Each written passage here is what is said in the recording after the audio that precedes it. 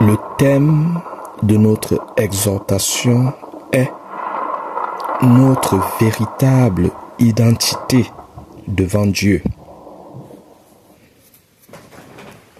Nous allons commencer par une prière. Ô Saint-Esprit,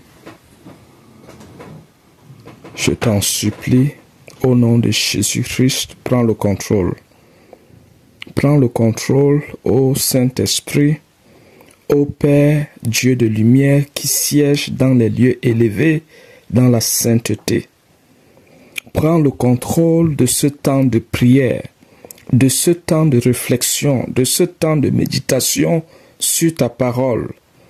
Éternel Dieu saint, tu dis dans ta parole que tes adorateurs t'adoreront en esprit et en vérité, car ce sont là les adorateurs que le Père veut, car tu es esprit. Tu communiques à notre esprit par des canaux spirituels. Tout ce qui nous engage avec toi est spirituel avant qu'elle vienne à l'existence dans le monde naturel. Tout est fait avec toi dans le spirituel avant qu'elle se répercute dans le naturel. Merci Seigneur. Maintenant, entrons dans le vif du sujet. Ce que Dieu voit ou entend de nous n'est pas notre être naturel, notre apparence ou ce que nous voyons ou entendons de nous-mêmes ou des autres avec nos yeux et nos oreilles naturelles. Mais ce qu'il voit ou entend de nous est notre cœur, je veux dire notre esprit, ce que dit notre esprit, comment se présente notre esprit, l'intention ou la motivation derrière chaque acte ou œuvre que nous posons. Car l'esprit ne ment pas et notre esprit est notre véritable identité devant Dieu. La bouche naturelle de l'homme peut dire des choses que le cœur ou l'esprit ne dit pas ou ne pense pas, dans une mauvaise intention. C'est la manifestation de l'hypocrisie. Et par cela, nous nous trompons nous-mêmes et trompons notre cœur ou notre esprit devant Dieu. Notre motivation et notre intérêt étant devenus ceux du monde. C'est ainsi que le Seigneur a reproché dans le livre d'Apocalypse l'église d'Éphèse d'avoir abandonné son premier amour envers lui. Certainement, comme nous aujourd'hui, quand on venait de connaître le Seigneur, on le suivait en l'obéissant parce qu'il était notre seule espérance pour nous faire réaliser un rêve, pour nous sortir de la pauvreté, pour nous faire accéder à une promotion. Lorsque le Seigneur nous a donné ce que nous lui avons tant demandé, nous nous sommes détournés de lui par la convoitise du monde, mettant notre espérance sur les hommes et le monde pour acquérir rapidement plus de richesses matérielles et gardant par conséquent l'évangile de Christ dans un tiroir pour ne pas contrarier les hommes et le monde de qui nous attendons ces richesses. Nous avons donc quitté notre premier amour envers Jésus-Christ, nos premières œuvres envers Jésus-Christ, pour embrasser un second amour, l'amour du monde. Notre premier amour était l'amour pur de notre esprit, à chercher à plaire à Christ en toutes choses. C'était un amour inconditionnel, semblable à une pierre précieuse qu'on avait trouvée et qu'on chérissait en impliquant Christ dans tout ce qu'on faisait, nos projets, nos entreprises, notre vie familiale et amicale, avant que la convoitise de la vaine gloire du monde ne vienne nous corrompre. C'est à tort d'embrasser un second amour, car le second amour est menteur, un voleur et un destructeur, un ruineur. Le second amour volera notre temps et nos véritables bénédictions que Dieu avait prévues pour nous et nous conduira à une vie sans la paix du cœur devant Dieu. Puis à la mort éternelle, l'enfer, car seules les bénédictions et les richesses venant de Dieu donnent la paix du cœur et ne s'accompagnent d'aucun chagrin. De plus, la terre et tout ce qu'elle renferme, l'or, l'argent et bien des richesses appartiennent à Dieu et il le donne à qui il le veut. Revenons, c'était une parenthèse. Ce que nous sommes véritablement devant Dieu est visible sur notre esprit et sur les œuvres de notre esprit. Les œuvres de notre esprit ou de notre cœur se matérialisent par la paix de notre cœur ou la non-paix de notre cœur avec Dieu. Les œuvres de notre esprit rendent témoignage à nous-mêmes si on est agréable ou non à Dieu. Nous les humains ne devons pas seulement mettre en pratique la parole de Dieu avec nos membres naturels, mais nous devons d'abord l'accepter dans notre cœur et la mettre en pratique dans notre esprit, comme gravée sur la table de notre cœur, équivalent à la circoncision du cœur, afin que cette pratique devienne partie intégrante de notre être et qu'elle se confirme dans l'esprit, dans nos rêves, lorsque nous nous voyons mettre en pratique ces choses ou produire de bons fruits reliés à cette pratique de la parole de Dieu. Nous mettons la parole de Dieu en pratique dans notre esprit lorsque nous l'obéissons dans le naturel, d'un bon cœur, avec la seule intention de plaire à Jésus-Christ. Nous, les humains, ne devons pas considérer seulement dans la parole de Dieu ce qui nous plaît à pratiquer, mais nous devons pratiquer le plein conseil de Dieu en commençant surtout et impérativement à pratiquer le cœur de la parole de Dieu, sans lequel les autres choses que nous pratiquons de la parole de Dieu est sans valeur devant Dieu. Le cœur de la parole de Dieu consiste au salut de notre âme devant Dieu. Le Seigneur dit dans sa parole qu'il n'y a pas de miséricorde pour qui n'a pas fait miséricorde et que la miséricorde triomphe du jugement. Car la miséricorde consiste à plaire à Dieu depuis notre cœur, depuis notre esprit, par nos œuvres, dont le motif ou l'intention porteur de nos œuvres est de plaire au Seigneur. Elle consiste à plaire à Dieu en œuvrant selon son processus, recherchant non notre gloire devant les yeux des hommes, mais recherchant la gloire de Dieu, lui et lui seul. Cette miséricorde consiste à aimer notre prochain comme si nous aimons notre Seigneur Jésus-Christ. Elle consiste à aimer notre prochain par amour pour Jésus-Christ. Elle consiste à ce que nous devenons par amour pour Jésus-Christ une aide, une force, un réconfort, un refuge, un secours pour les affligés, pour les faibles, pour les pauvres, pour les sans-abri, pour les malades, pour les prisonniers, pour les veuves et les orphelins affligés, et pour notre semblable. Bref, pour ceux dans le besoin.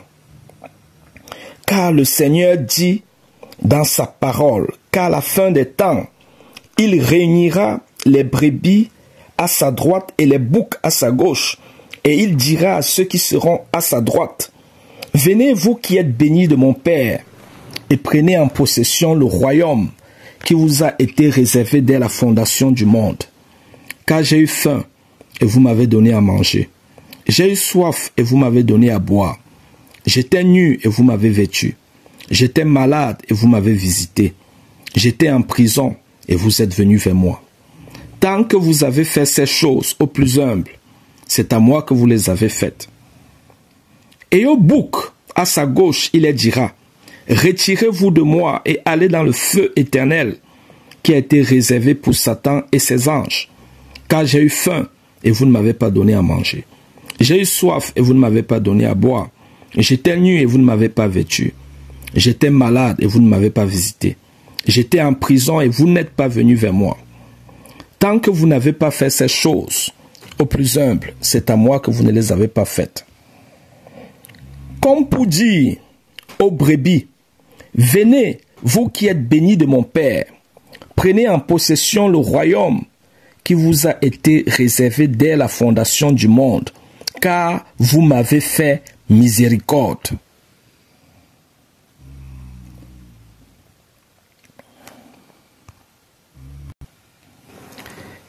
Et comme pour dire au bouc, retirez-vous de moi et allez dans le feu éternel qui a été réservé à Satan et à ses anges, car vous ne m'avez pas fait miséricorde. Oui, c'est le cœur de l'évangile de Christ, de pratiquer la miséricorde par amour pour Jésus-Christ, et non faire des bonnes œuvres pour être vu des hommes, apprécier des hommes, recevoir des éloges des hommes, ou avoir l'appareil des hommes, ou pour notre propre gloire. Si c'est pour notre propre gloire et non pour plaire à Jésus-Christ, nous perdons notre récompense devant Dieu et nos œuvres deviennent mortes ou vaines devant le Seigneur. Car la Bible déclare que si l'on fait de bonnes œuvres sans la charité, on les fait vainement. On ne doit donc pas être convaincu par les hommes seulement, mais on doit être convaincu encore plus par Dieu, afin que ce que nous faisons soit agréé du Seigneur et que nous ne le faisons pas en vain. Une personne peut être à l'apparence, à ses propres yeux naturels ou aux yeux naturels des autres, être vêtue de façon décente ou être apparemment pieuse. Mais dans l'esprit, dans ses rêves, elle se voit nue, déshabillée, vêtue de vêtements sales ou de vêtements de prostituées ou de vêtements d'idoles et faisant des œuvres impures comme des couches de nuit, comme l'idolâtrie. Cela peut être dû au fait que la personne est sur un mauvais chemin sans le savoir. Cela peut être aussi dû au fait que la personne, n'ayant pas la paix du cœur avec Dieu, n'est pas revenue au Seigneur pour avoir sa paix et demeure dans son péché. Ça se peut aussi que la personne soit pieuse, mais cependant, son esprit inconscient est faible par manque d'une communion suffisante avec le Saint-Esprit pour le charger ou pour le fortifier, en vue d'éviter toute manipulation de Satan et des démons dans le sommeil. Cela peut aussi être une alerte de la part du Seigneur, lui prévenant d'un piège ou d'un péché à venir pour lequel la personne doit se mettre en garde en veillant et en priant afin de l'éviter.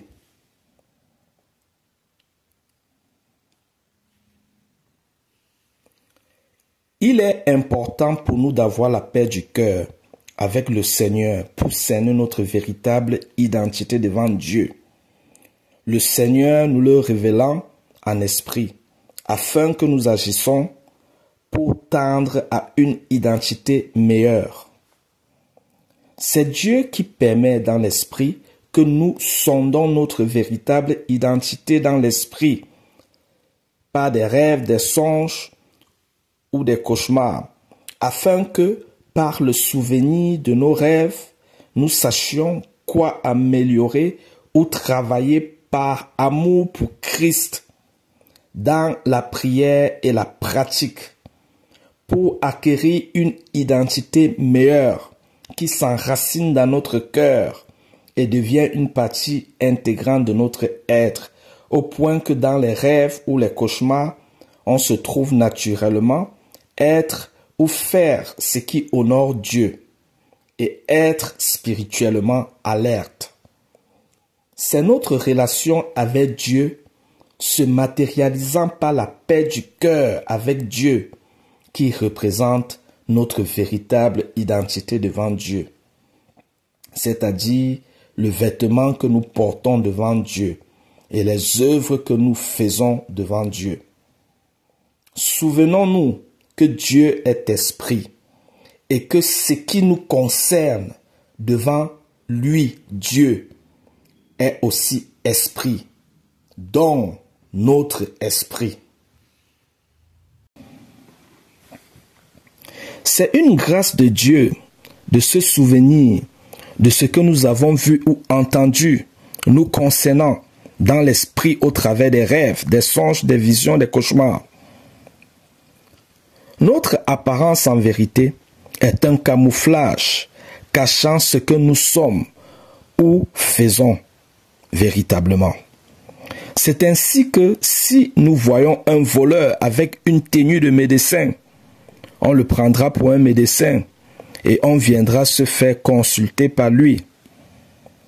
De même, Satan peut prendre l'apparence d'un ange pour nous piéger, mais on reconnaît un arbre par ses fruits.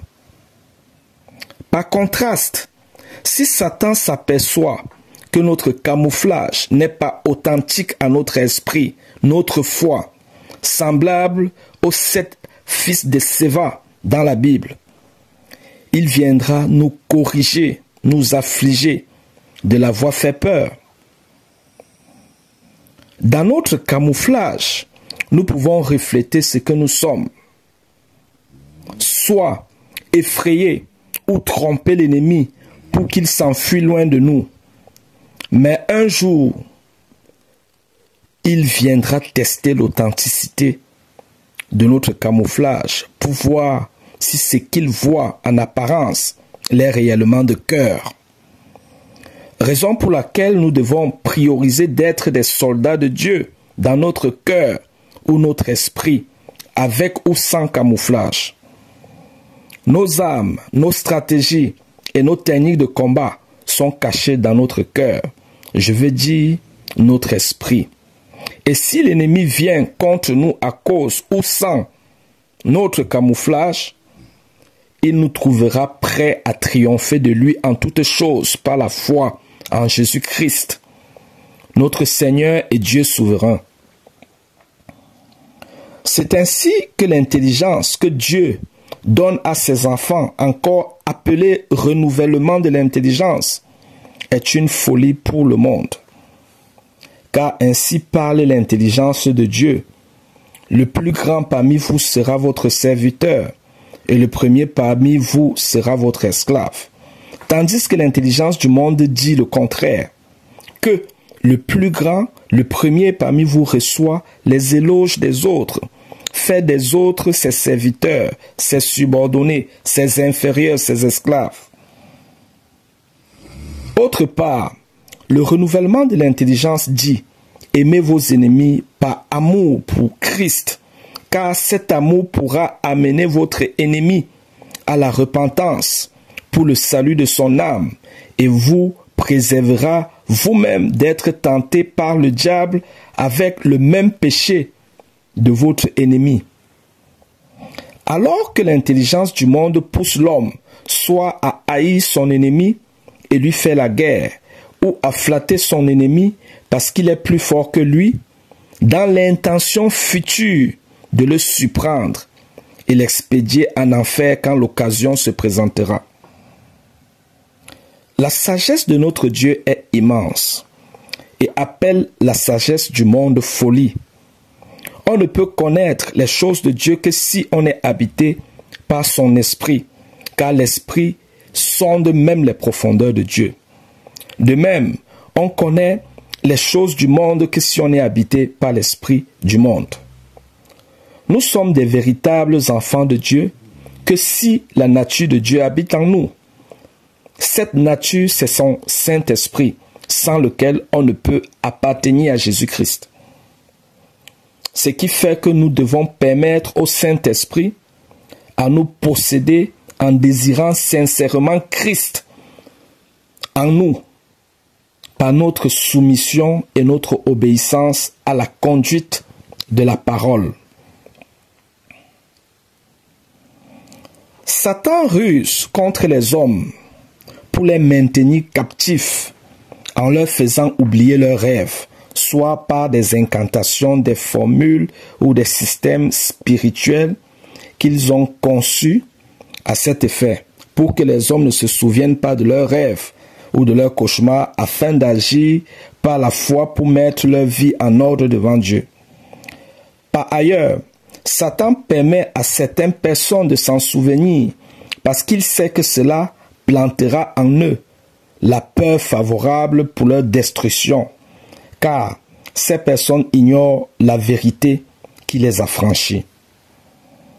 C'est la raison pour laquelle nous, chrétiens, devons prier constamment le Seigneur pour qu'il nous révèle ce qu'il pense de nous, pour qu'il nous montre notre position par rapport à son royaume, pour qu'il nous révèle notre véritable identité devant sa face par le canal des rêves, des songes, des visions, des cauchemars, afin que nous sachions quoi travailler par des prières, des méditations, des actions de grâce pour être conformes devant sa face.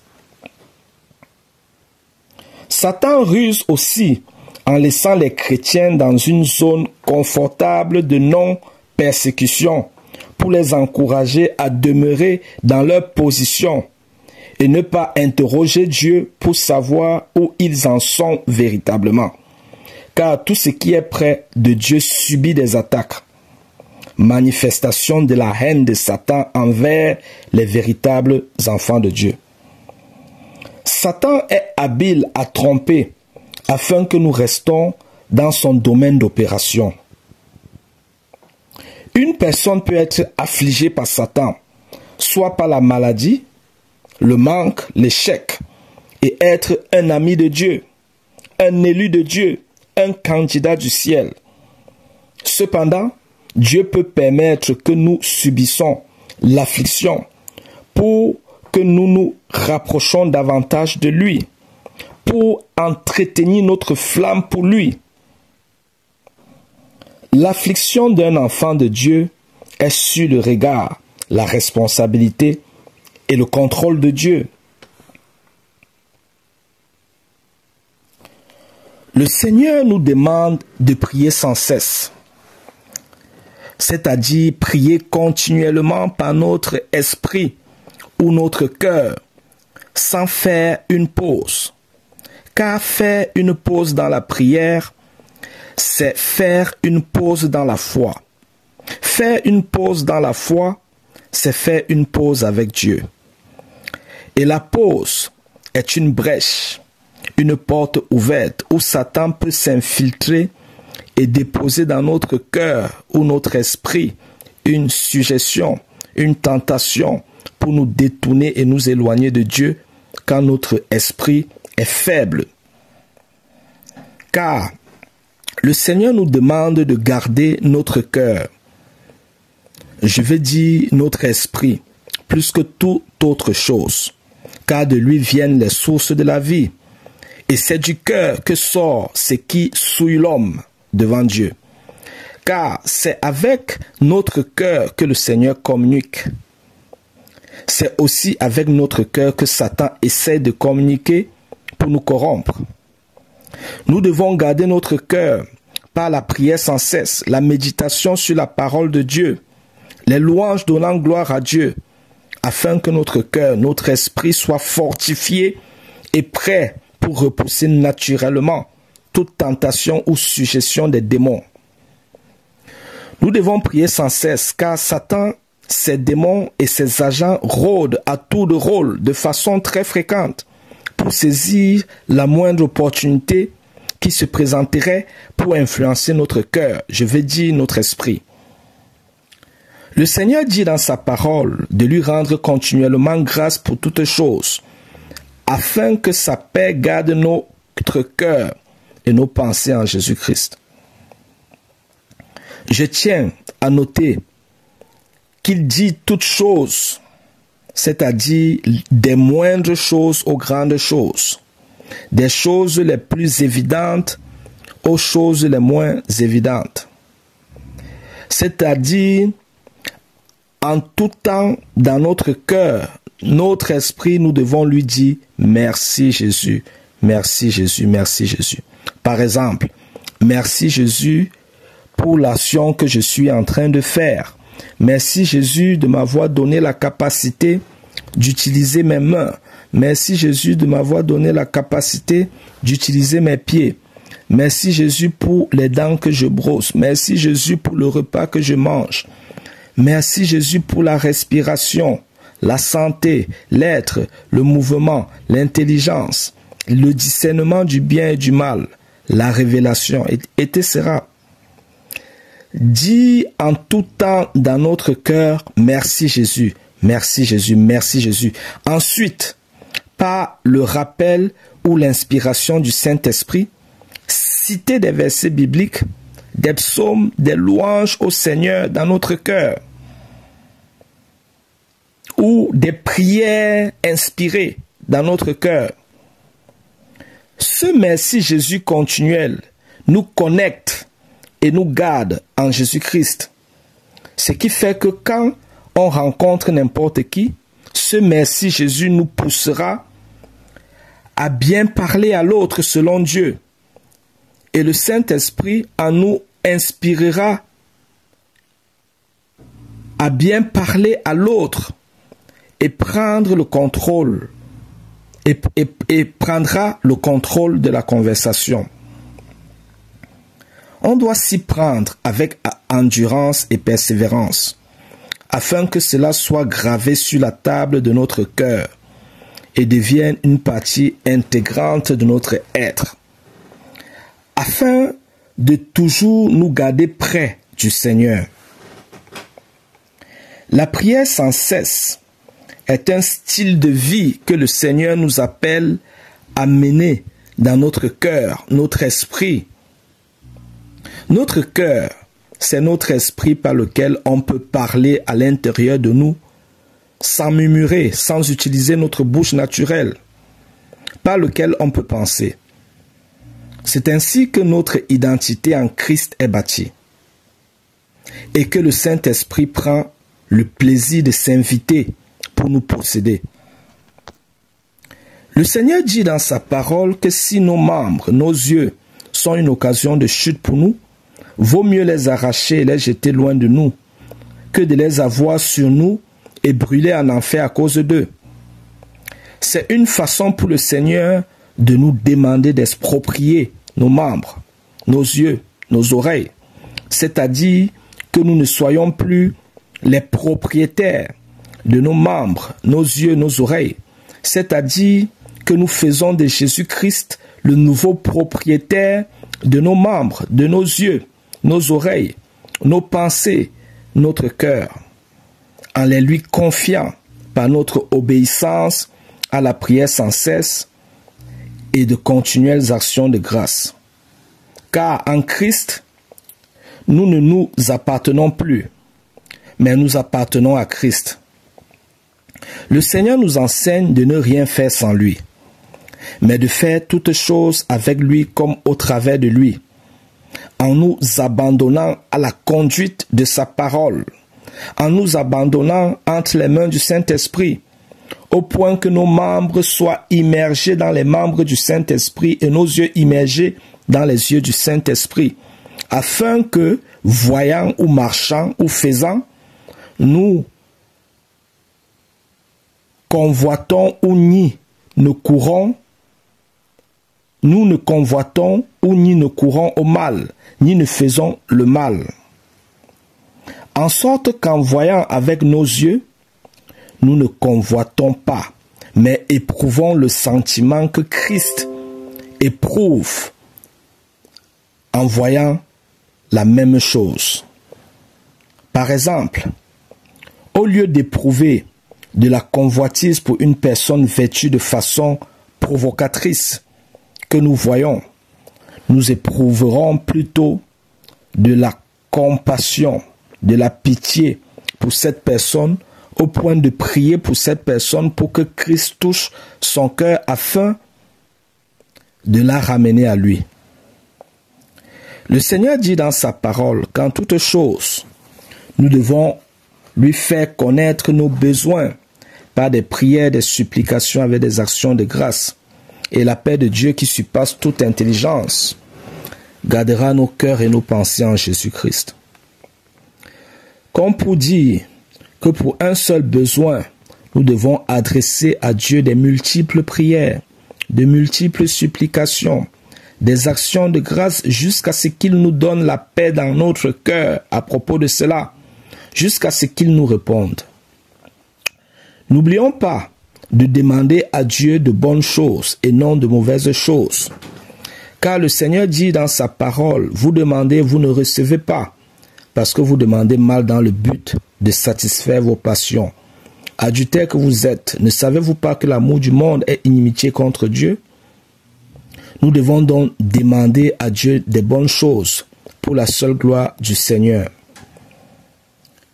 Le Seigneur, dans sa parole, nous demande de développer un profond amour envers lui, car le profond amour que nous éprouvons pour le Seigneur fait en sorte que rien ne compte dans notre vie à l'égal de lui ou plus que lui, en sorte que tout ce que nous recevons de lui, nous l'utilisons selon sa volonté.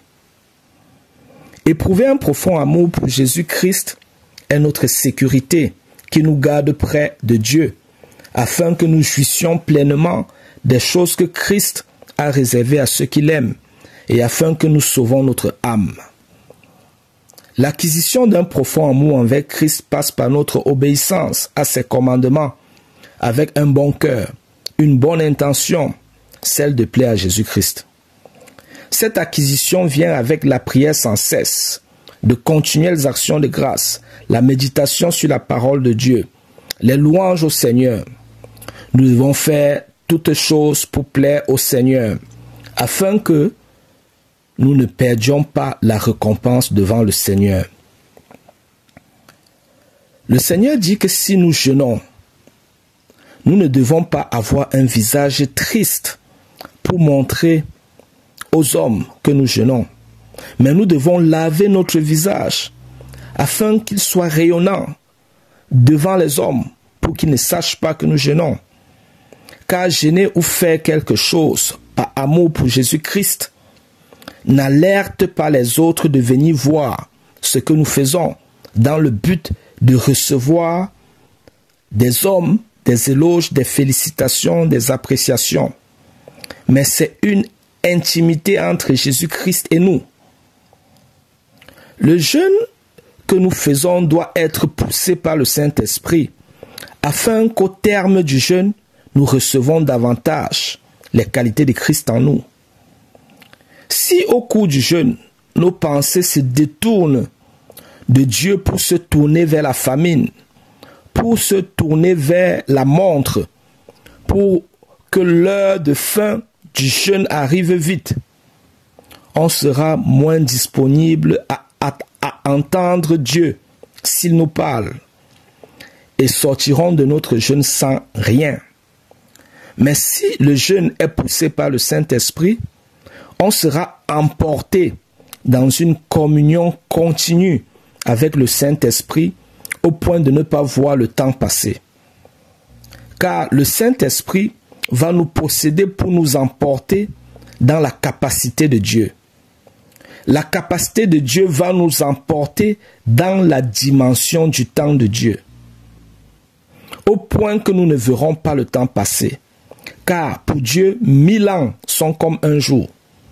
C'est ainsi que Moïse jeûna 40 jours, sans manger ni boire, sur la montagne, parce qu'il était dans une communion continue avec Dieu par son Saint-Esprit en lui et avait été emporté par le Saint-Esprit dans la capacité de Dieu, qui l'a transporté dans la dimension du temps de Dieu. Ce qui fait que pour Moïse, le temps mis sur la colline aurait semblé être quelques minutes, car pour Dieu 1000 ans sont comme un jour.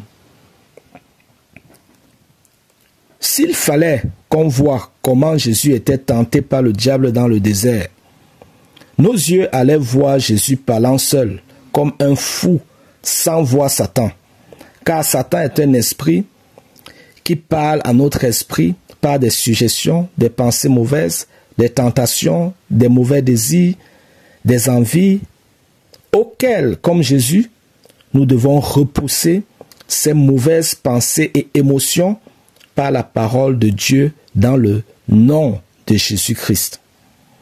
Raison pour laquelle nous devons constamment lire la parole de Dieu et fortifier notre esprit en Jésus-Christ en restant proche de Dieu par la prière sans cesse, la méditation, les louanges.